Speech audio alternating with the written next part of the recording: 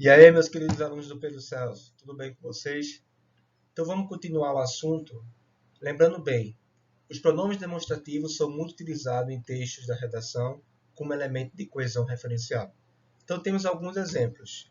Este, esta, estes e estas, certo?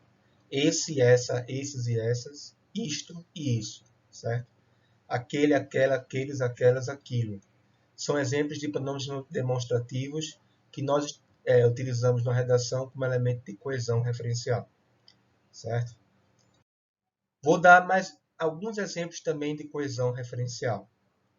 Veja essa primeira frase aqui.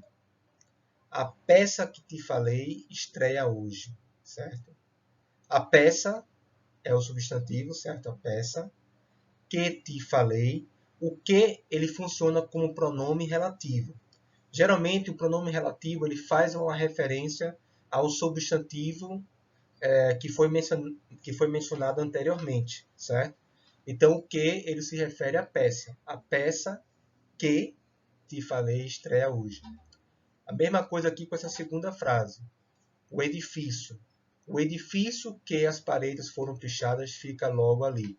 O que ele faz uma referência a edifício, certo? Que é o termo referente. Então, o que é pronome relativo? Pronome relativo é aquele que normalmente refere-se a um termo anterior, o antecedente, dentro do enunciado. Eu vou dar aqui outro exemplo de pronome relativo como elemento de coesão referencial.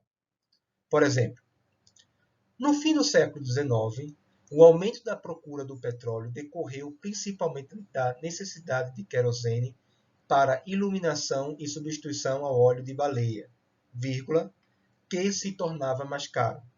O que se tornava mais caro? O óleo de baleia. Então você pode perceber que a palavra, o pronome relativo que, ele faz uma referência ao termo referente que é óleo de baleia. Ao óleo de baleia, vírgula, que se tornava mais caro. Então, geralmente você pode fazer uma pergunta para identificar esses pronomes relativos no texto. O que se tornava mais caro? O óleo de baleia, certo? Agora imagine esse mesmo texto sem coesão referencial, sem o uso do que. Vê como ficaria estranho.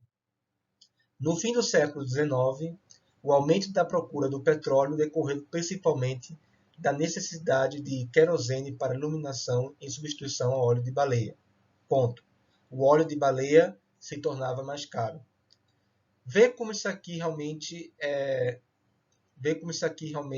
é muito importante numa redação não repetir expressões ou palavras. Então, a gente pode substituir essas expressões ou palavras pelo pronome relativo que, certo? Então, correto aqui ficaria um texto mais coesivo com a palavra que, e não repetir a mesma expressão ou palavra, certo?